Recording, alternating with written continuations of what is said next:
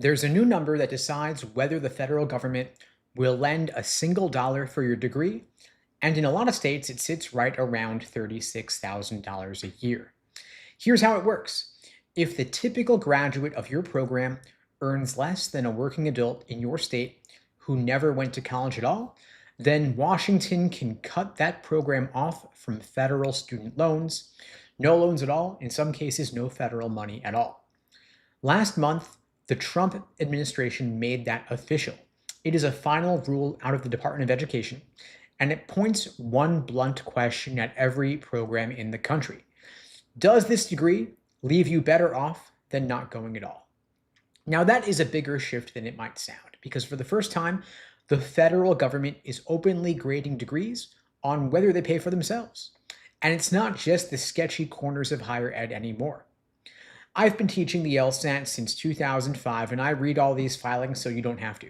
So I want to show you today what actually changed, why it's coming for a lot more schools than people realize, and what it means if you're the one deciding whether to go. And there are two open questions I want you holding on to the whole time. First, why the respectable schools are the ones quietly panicking, and two, the one thing that decides which side of this new line you land on.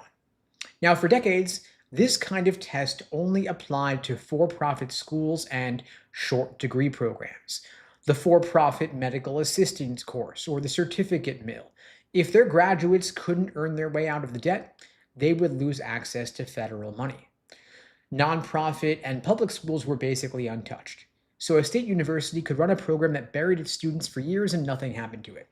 But that protection is now gone. Under this new rule, it doesn't matter whether the school is for-profit, nonprofit, or public. Whether it's a fancy private university, a giant state flagship, doesn't matter. Same test for everybody. And that's the part that has people inside these schools nervous, because plenty of programs at so-called respectable institutions have never once been measured on whether their graduates actually earn. Now, here's the test itself, and it's actually pretty simple. For an undergraduate program, the typical graduate has to out-earn a high school graduate in the same state. That is the roughly $36,000 number, and it shifts state by state. For a graduate program, the bar is a bit higher, and the typical graduate has to out-earn someone who stopped at a bachelor's degree. If a school fails that bar in 2 out of 3 years, the program loses federal student loans. If they keep failing, they could lose Pell Grants also. So the entire federal grant-making apparatus is shut off to them. Now let's look at what that does to a place like Florida. Say you want to be a teacher, so you go get an education degree. Starting teacher pay in a lot of Florida districts is low enough that on paper, the typical graduate of that program might not clearly beat a high school grad in the state.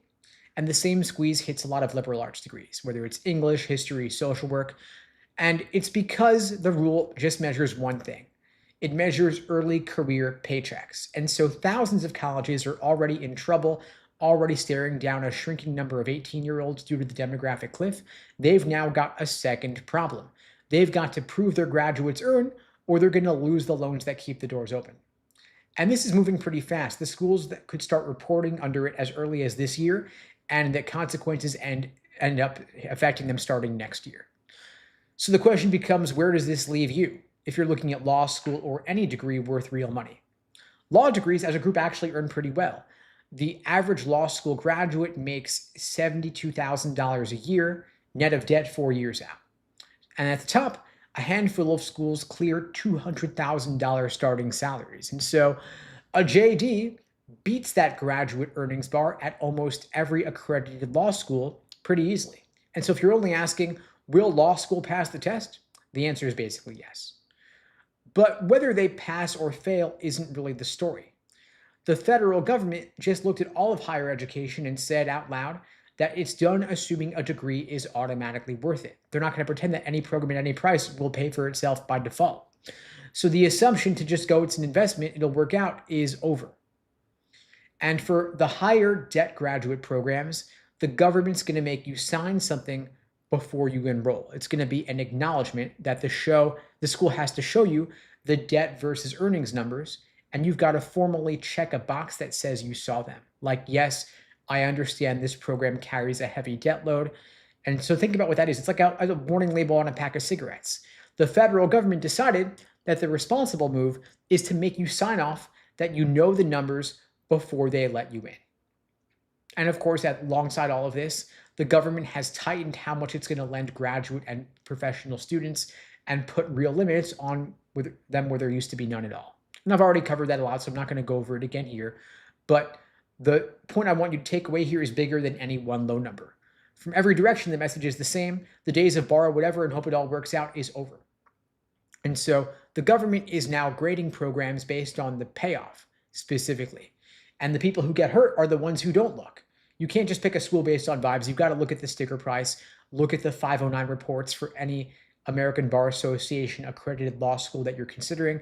That's going to show you the typical employment outcomes, the bar passage rates, the debt, the earnings, all of that covered pretty clearly. In the 509s, you can also see the LSAT and GPA medians of the law schools that you're considering. And if you can apply to law schools where your numbers are above the medians, then you're not only likely to get in, but you'll also get significant scholarship money, maybe even a full ride. And if you want my help getting a higher LSAT score, getting more scholarship money, I'm happy to help you out. I'm offering free LSAT tutoring for everybody watching this now or later.